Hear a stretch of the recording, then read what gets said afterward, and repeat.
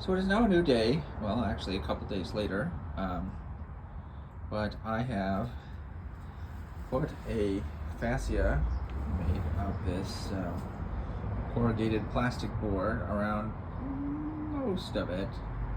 I ran out of Gorilla Glue, which I'm using to glue it to this side, so I need to go out and get some more and finish that corner up. As you can see, my kids have already started to figure out where they want buildings and trees and stuff to go, my dollar store items. And right now I am working on making another abutment for my bridge here out of some foam core board that I'm cutting and just gluing with some tacky glue. I need an abutment on this side as well. I've also started removing the ballast from the track. I'm waiting for, I've caulked, sealed up the inside of my fascia here, and I'm waiting for that to set up a little bit before I finish removing the ballast. Then after that, I think it's a matter of painting the whole thing white and then figuring out about some details. So to make this abutment, I have cut a piece of foam core board that is 1 inch high, which is the same thickness as this piece of insulation foam that I used as part of the layout base, which is actually 2 pieces of 1 inch foam. 2 pieces of 1 inch foam glued together. And now what I have done is I have actually marked a line that's sort of parallel to my string bank there with pencil. I'm just going to go ahead and cut that using the handy Swiss Army knife.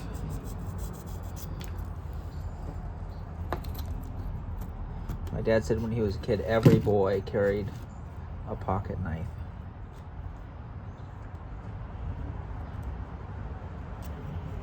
Now you might get in trouble for that. So then I went ahead and marked the other side. So it'd be just a straight cut here.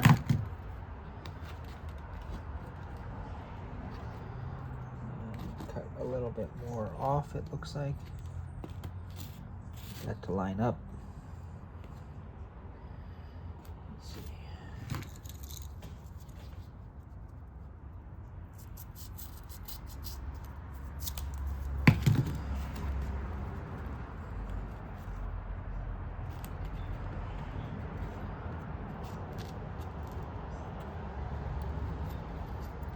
I think I want it to be on the inside.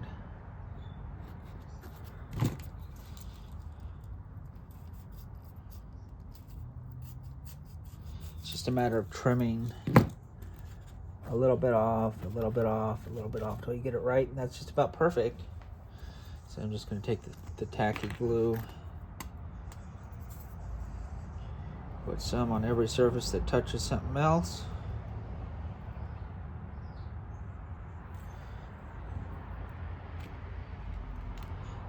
This tacky glue is a little bit thicker than your standard white glue, a little stickier too. I guess that's why they call it tacky glue. It is not water soluble, so you can't get it off with the water. You just have to scrape it off. So making the abutment, I'm probably going to use cardboard or something for the top of it. So I'll go ahead and make one for this side of the bridge. I've got some girders I think would look good there on the sides of the bridge, so that's going to be the next step. So I kind of want these abutments to be evenly spaced, just because sometimes things look best when they're a little symmetrical. So I'm going to sort of measure. We're going to need use like a Sharpie or something, because I can't see that pencil mark very well. So that's going to be the edge of it. And then on this side, so that's like there. that's the edge. This one's going to be a little bit different. I think I'm just going to get that under there. I'm going to have to soften my riverbank materials to get that under there. So I'm just going to soften it up with the old spray water bottle.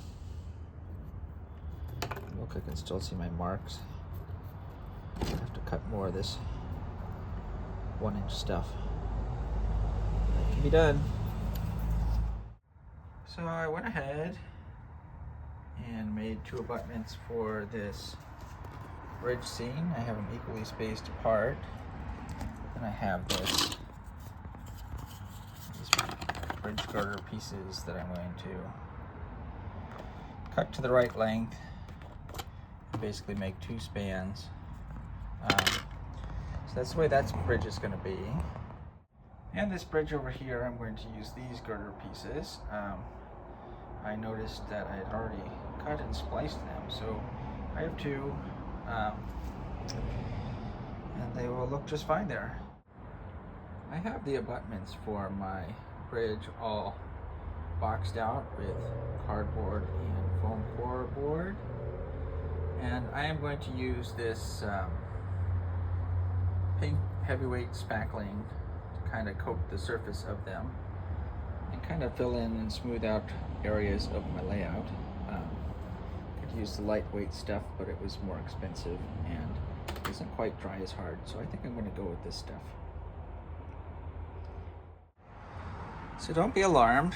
This stuff starts out pink and it dries white.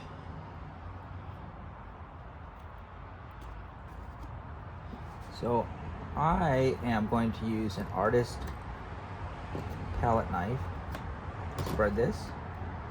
You could easily use a putty knife that you get from hardware store. These palette knives are a little smaller and more maneuverable for things like this, especially this little guy right here.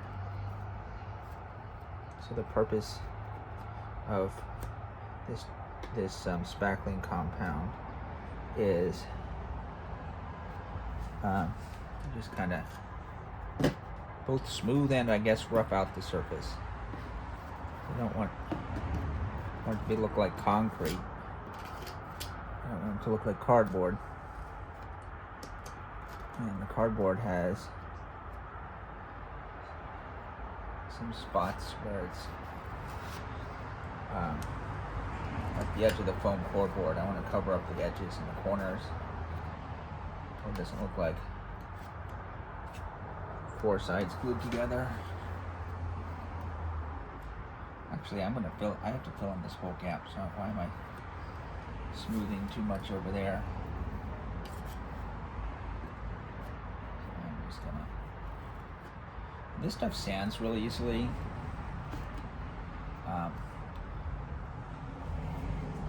Sands really easily. You can also wet it. So re-wet it like with a sponge. And smooth it out. It shrinks when it dries, so it's really not ideal for filling in big gaps like this, but it is easy to use.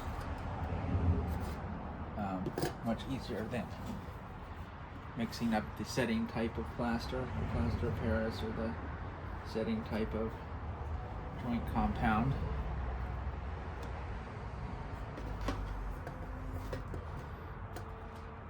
Being that it's somewhat soft and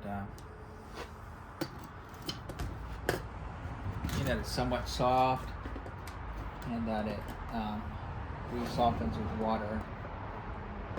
Some applications it's not the ideal thing to use, because if you use like a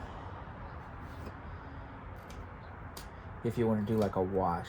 Like if you wanted to make a rock face with this and do like a ink wash to kind of stain it gray, it's just going to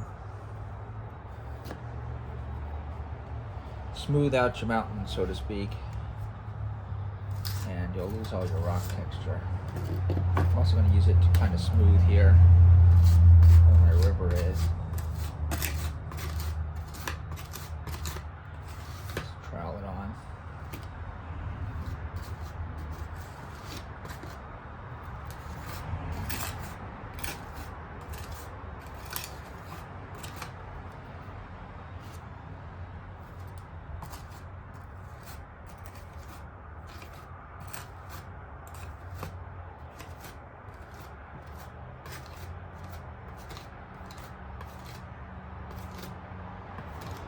Had a lot of rain in this area this fall. I think it's a record year. And one consequence is there's these little bugs now everywhere.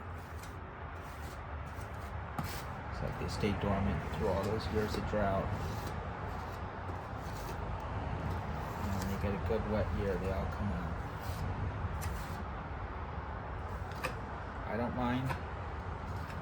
Find insects for the most part to be fascinating and important for our environment, but my wife and my daughter, it's a different story.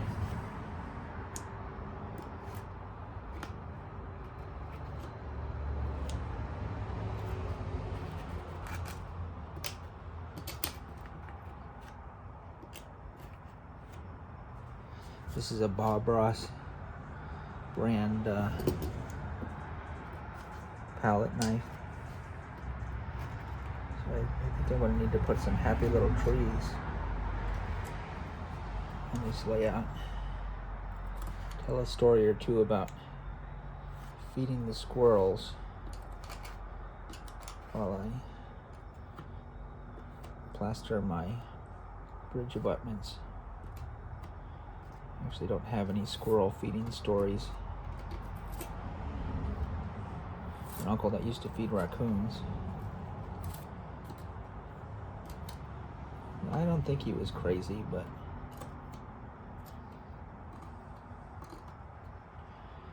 the raccoons kind of liked him.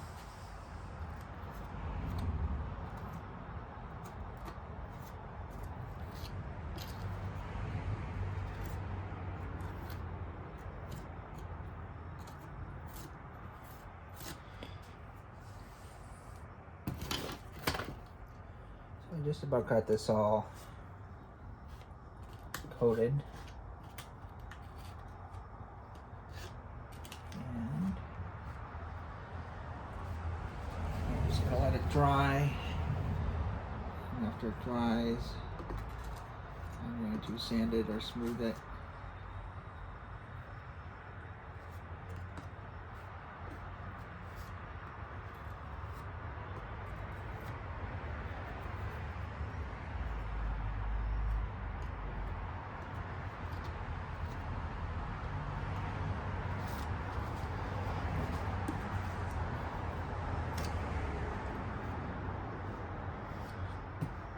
Paint my bridge abutments gray, and I will then paint the whole layout with white latex paint, which is sort of like foundation, I guess, for my snowy winter scene. I've done this before, but not in a long time. I used to think snow-themed layouts were cool.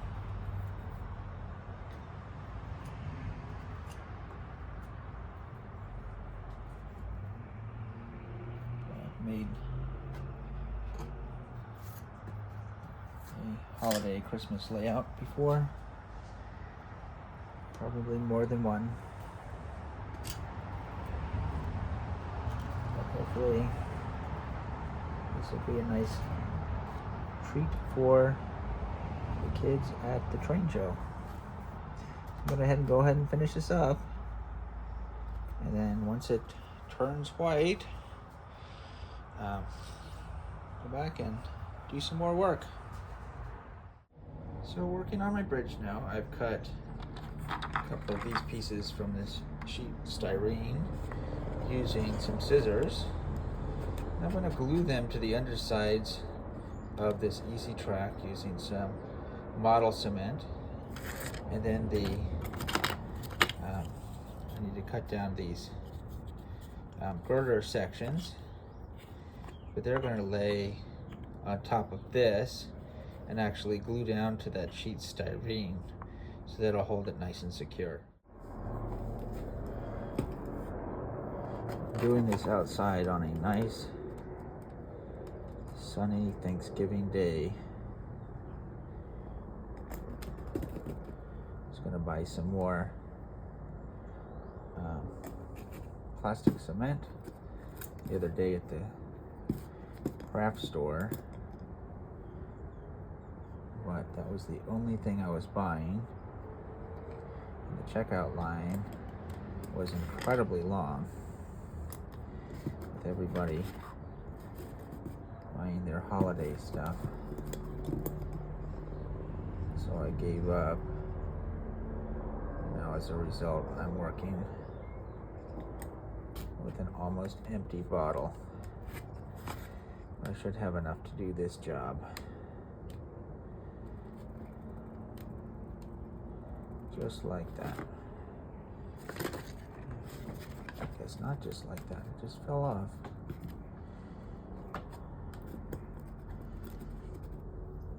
And I glued to the easy track before.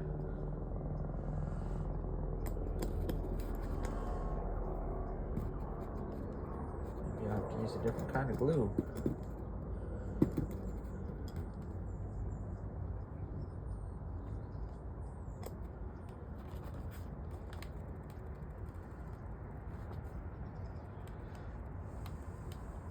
I mean, this is just to fill in the bottom.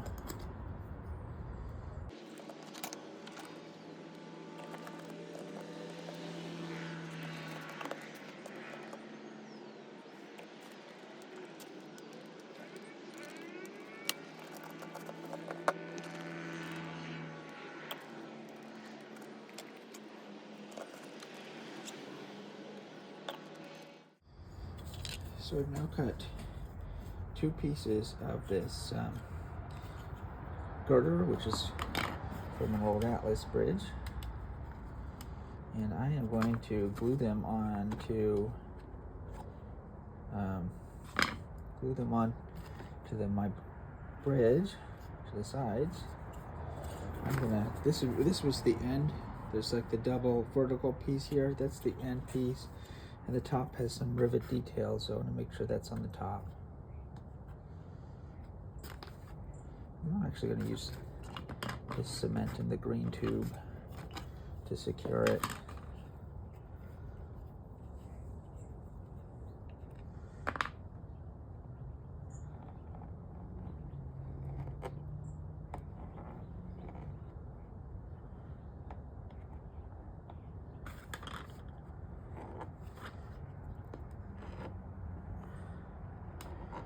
Put in a little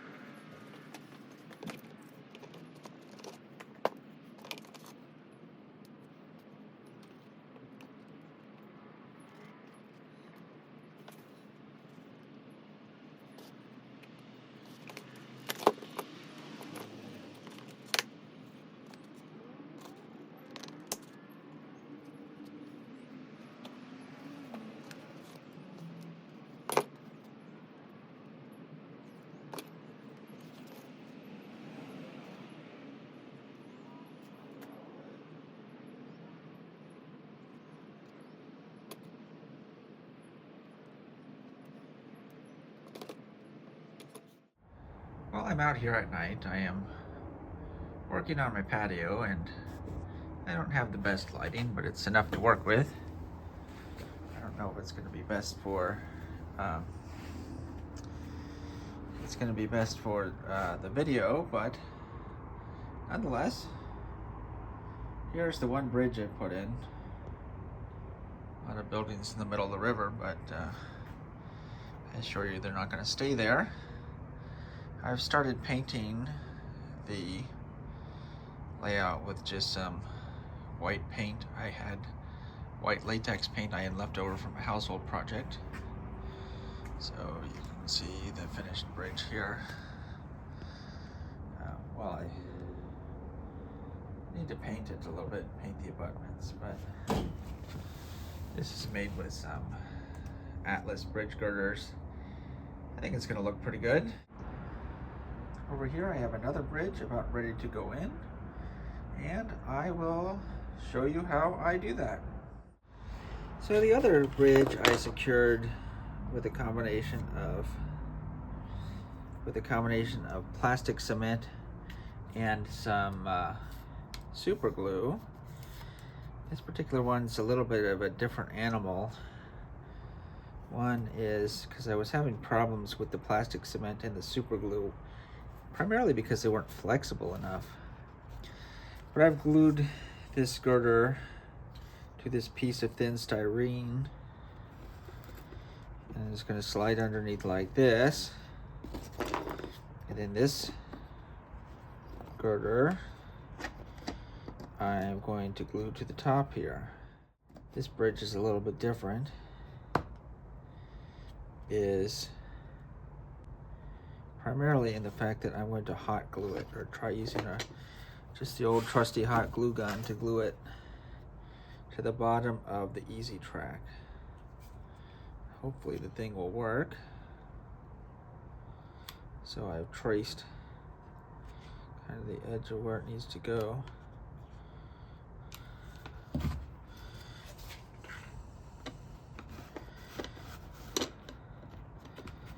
Hot glue is the perfect glue for certain things. Let's hope this is one of them. Sets up fast, stays a little bit flexible.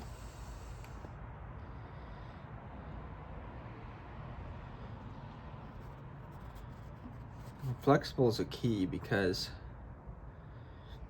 I have a portable layout here, so it might get moved around quite a bit. I don't want my bridge to be falling off all the time. There we go.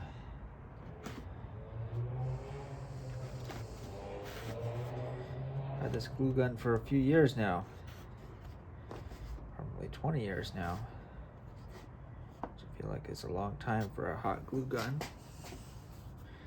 It still works.